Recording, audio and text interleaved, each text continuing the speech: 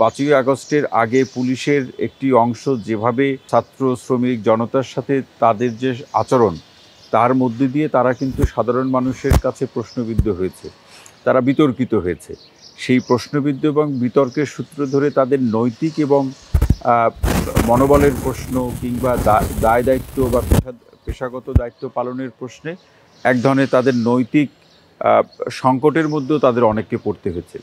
তো যখন আইনশৃঙ্খলা বাহিনীর মতো একটি ফোর্স অথবা সদস্যদের মধ্যে একটি বড় অংশ তার কোনো কর্মের কারণে সাধারণ মানুষের সামনে নৈতিক সংকটের মধ্যে পড়তে হয় কিংবা আইন প্রয়োগের জায়গাতে তাকে অনেক কিছু ভেবে চিন্তে সাধারণ মানুষের সামনে অপরাধীদের চিহ্নিত করা, তাদের বিরুদ্ধে ব্যবস্থা গ্রহণ করার ক্ষেত্রে তাকে অতি সতর্ক নীতি অবলম্বন করতে হয়, তখন পরিপূর্ণভাবে ঘুরে দাঁড়ানোর ক্ষেত্রে কিন্তু সময়ের প্রয়োজন। এটি খুব রাতারাতি হয়ে যাবে ব্যাপারটি এরকম না। অগ্রগতি আছে, অগ্রগতিকে যতটুকু অগ্রগতি আছে সেটাকে পরিমাপ করা খুব কঠিন। অগ্রগতি আছে কিন্তু পরিমাপ করা সেটা কঠিন হয়ে যাচ্ছে। কারণ হলো কিন্তু সাধারণ মানুষ খুব দ্রুততার সাথে অগ্রগতি দেখতে চায়। এই সাধারণ মানুষের প্রত্যাশা আইনশৃঙ্খলা বাহিনীর কাছে কেমন, একেবারে মোটা দাগে 2 থেকে 3টি প্রত্যাশা সাধারণ মানুষের আইনশৃঙ্খলা বাহিনীর কাছে। প্রথম প্রত্যাশা হচ্ছে যে সকল অপরাধগুলো আইনশৃঙ্খলা বাহিনীর নিয়ন্ত্রণে আনবে এবং এটি করতে গিয়ে যারা অপরাধ করছেন তাদেরকে আইনি প্রক্রিয়ার মধ্যে নিয়ে আসা। আমাদের সমাজে যারা অপরাধ সৃষ্টির পেছনে, অর্থাৎ ঠিক আইনগতভাবে আমরা অপরাধী বলার সুযোগ নেই, কিন্তু অপরাধের মাস্টার মাইন্ড অথবা পেছনের পৃষ্ঠপোষক হিসেবে কাজ করছেন, এদেরকে তদন্ত করে এদেরকেও আইনের মধ্যে নিয়ে আসা বা আইনের প্রক্রিয়ার মধ্যে নিয়ে আসা, ভালো ব্যবস্থা গ্রহণ করা। সাধারণ মানুষের আরেকটি বড় প্রত্যাশা হচ্ছে পুলিশ যে ধরনের আইনশৃঙ্খলা পরিস্থিতি স্বাভাবিক করার প্রশ্নে যে কাজগুলো করেন, সেক্ষেত্রে বিভিন্ন অংশীজনকে সম্পৃক্ত করে এই কাজগুলো করা। এখন এই 3টি কাজ আইনশৃঙ্খলা বাহিনী পরিপূর্ণভাবে করতে পারলেই তার কর্মের মধ্যে দিয়েই সাধারণ মানুষের কাছে তার একটা আস্থার সম্পর্ক তৈরি হবে। আইনশৃঙ্খলা বাহিনী যে দীর্ঘদিন ধরে জনবান্ধব হতে তারা চাচ্ছে, জনবান্ধব আসলে ঘোষণা দিয়ে জনবান্ধব হওয়া যায় না। সেটি জনবান্ধব হওয়ার মতো কাজ করলে এমনিতেই জনবান্ধব হবে, আস্থার জায়গাটা তৈরি হবে। কিন্তু এর ব্যত্যয় যখন সাধারণ মানুষ দেখে, এখন ব্যত্যয় যে যতগুলো হচ্ছে এবং ব্যত্যয়ের মধ্যে যতগুলো খবর গণমাধ্যমে প্রকাশ হচ্ছে অথবা প্রচারিত হচ্ছে, এর মধ্যে দিয়ে কিন্তু সাধারণ মানুষ আইনশৃঙ্খলা বাহিনী সম্পর্কে একটা ধারণা তৈরি করে নিচ্ছে। Double million offer Walton fridge কিনে পেতে পারেন 20 লক্ষ টাকা, রয়েছে কোটি কোটি টাকার নিশ্চিত উপহার। সেই ধারণা যে সকল এলাকায় সকল সময়ে সমানভাবে সত্য, বিষয়টি কিন্তু এরকমও নয়। কিন্তু মানুষ যেটি দেখছে সে সকল জায়গায় একই রকম পরিস্থিতি হতে পারে বা হচ্ছে বলে একটা ধারণা করে নিচ্ছে। সেই ধারণাগুলো সাধারণ মানুষের যে ধারণা সকল সময়ে যে ঠিক নয়, সকল সময় যে সত্য নয়, এর যে সঠিক জবাবটাও কিন্তু আইনশৃঙ্খলা বাহিনীর কাছ থেকে আমরা সবসময় সঠিকভাবে একেবারে কার্যকারণিকভাবে বা মানে সত্যিকার অর্থে সেটি আমরা পাই না। বরং আমাদের এখানে সেটি আমরা এই সময় আইনশৃঙ্খলা বাহিনী কাউকে আমরা দোষারোপ করছি না, এটি পুরাতন অসুখ। পুরাতন অসুখটা এরকম যে অপরাধ প্রবণতা বেড়ে গেলে, সাধারণ মানুষের নিরাপত্তা নিয়ে নানা ধরনের প্রশ্ন তৈরি হলে সেটি আইনশৃঙ্খলা বাহিনীর নানা প্রশাসনিক শব্দ ব্যবহার করে তারা সেটাকে এড়িয়ে যাওয়ার চেষ্টা করেন। অনেক সময় পরিস্থিতিকে তারা স্বীকার করতে চান না। এখন এটি কি শুধু আইনশৃঙ্খলা বাহিনীর সমস্যা না, এটা আমাদের জাতিগত সমস্যা যে ভুল হলে আমরা সেটাকে স্বীকার করতে চাই না। এখন ভুল স্বীকার করলে দোষের কিছু নাই, কারণ হলো আইনশৃঙ্খলা বাহিনী যে সবসময় অপরাধীদের সাথে অপরাধ নিয়ন্ত্রণের প্রশ্নে লড়াই করে সফল হবেন বিষয়টি এরকম না।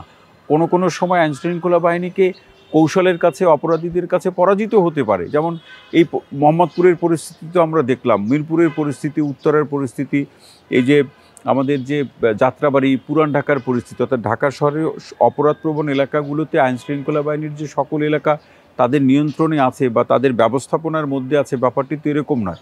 কিন্তু স্বীকার করলে যেটি হয়, সাধারণ মানুষের মধ্যেও কিন্তু এই ধারণা বা একটা বিশ্বাস তৈরি হয় যে আমার আইনশৃঙ্খলা বাহিনীর সক্ষমতার জায়গা এতটুকু, তারা এই 5ই আগস্টের পূর্বে যে ধরনের পরিস্থিতির মধ্যে যেতে হয়েছে তাদেরকে ঘুরে দাঁড়াতে সময় লাগবে। সুতরাং এই সময় লাগার প্রশ্নে যার যতটুকু সহযোগিতা করার প্রশ্ন, সে ততটুকু সহযোগিতা করা প্রয়োজন। আর যদি পরিস্থিতি অস্বীকার করা হয় তাহলে কি সাধারণ মানুষ কি মনে করবে? সাধারণ মানুষ মনে করবে পুলিশ বোধহয় কাজটি করছে না।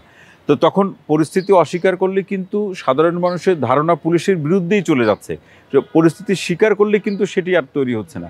কিন্তু এই যে পুরাতন অসুখ থেকে আসলে আমরা নিজেদেরকে মুক্ত করতে পারছি না, কারণটা হচ্ছে আমরা অনেক সময় মনে করি শুধু পুলিশ না, সার্বিকভাবে সকল পেশা বা জাতিগতভাবে আমরা মনে করি যে আমি পারছি না তার মানে আমি বোধহয় ব্যর্থ বা আমাকে দিয়ে হবে না। ব্যাপারটা এরকম না।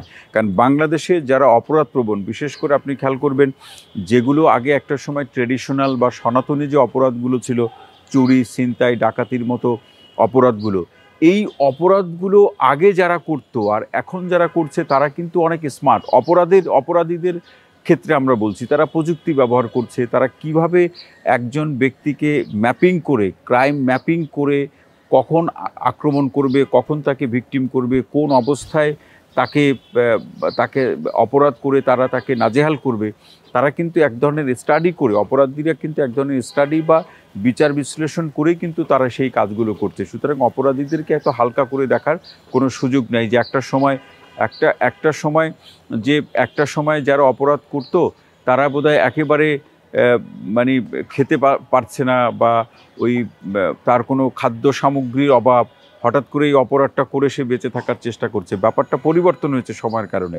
এখন এমন অপরাধীরা তৈরি হয়েছে যে অপরাধটাই তার কাজ, অর্থাৎ অপরাধটাই তার অর্থ উপার্জনের উৎস হিসাবে মনে করছে। সুতরাং তারা তো সেই কৌশলগুলো রপ্ত করেই তারা অপরাধ করার জন্য মাঠে নামছে। আমাদের যে প্রযুক্তিকেন্দ্রিক যে অপরাধগুলো নিয়ন্ত্রণ করার প্রশ্নে, প্রতিরোধ করার প্রশ্নে আমার আইনশৃঙ্খলা বাহিনী এখন অনেক পিছিয়ে আছে। এই সাইবার ক্রাইমগুলো বা প্রযুক্তি কেন্দ্রিক অপরাধগুলো যারা করে তাদের সাথে আমার আইনশৃঙ্খলা বাহিনী এখনও পেরে উঠছে না।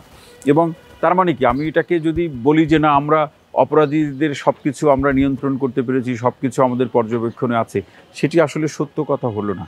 বরং সত্য কথা হলো যে অপরাধীরা যে প্রক্রিয়াগুলো ব্যবহার করে, যে ধরনের প্রযুক্তিগুলো ব্যবহার করে তারা অপরাধ করছে, সেই প্রযুক্তিগুলোকে বিট করা, মোকাবেলা করা, ফেস করার জন্য কি ট্রেনিং বা সক্ষমতা আমার আইনশৃঙ্খলা বাহিনীর প্রয়োজন, সেইভাবে নিজেদেরকে প্রস্তুত করা। এবং এই প্রস্তুতি যে লাগবে, সেই প্রশিক্ষণ যে লাগবে, এই যে সময় যে লাগবে, সেটি বলা, এটা স্পষ্ট বললে অসুবিধার কিছু আছে বলে আমার কাছে মনে হয় না।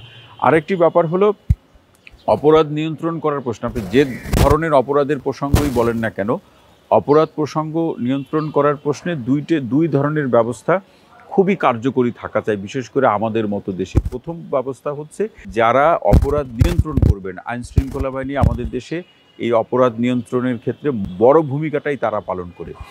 তাদের মধ্যে থেকে কারো বিরুদ্ধে যে অভিযোগ আছে বিভিন্ন সময়, যে ওই অপরাধীদের সাথে তাদের একটা সখ্যতা আছে, একটা যোগাযোগ আছে, এই যোগাযোগের সূত্র ধরে তারা ওই যে অপরাধগুলো হয় সেখান থেকে যে অর্থ সংগ্রহ হয় তার ভাগ বাটোয়ারার অংশ কেউ হয়ে যান।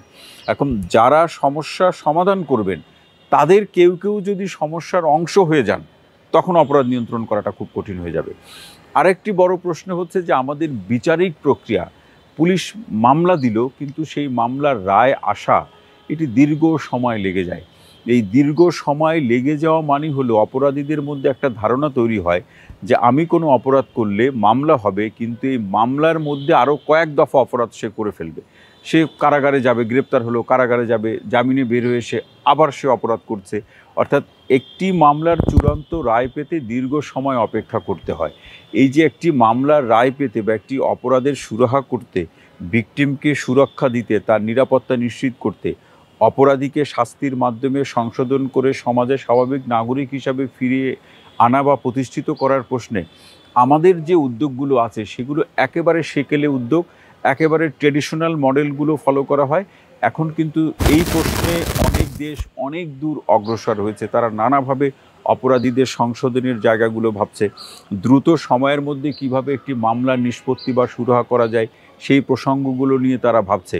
বাংলাদেশের অবস্থাটা হলো যে বাংলাদেশে যে কোনো বিষয়ের অপরাধ নিয়ন্ত্রণ সহ, অপরাধ পরিস্থিতি পর্যালোচনা সহ যে কোনো ধরনের আলোচনা সময় ফলপ্রসূ হয়, কিন্তু সেই আলোচনার সিদ্ধান্ত বা ফলাফল বাস্তবায়নের ক্ষেত্রে আমরা যথেষ্ট পরিমাণে পিছিয়ে আছি।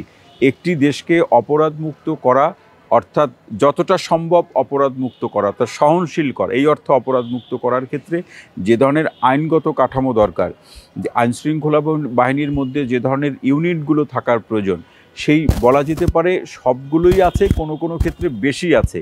কিন্তু ব্যাপারটা হচ্ছে আমাদের পেশাদারিত্বমূলক সদিচ্ছার যে প্রশ্ন, এই জায়গাতে আমরা যথেষ্ট পিছিয়ে আছি।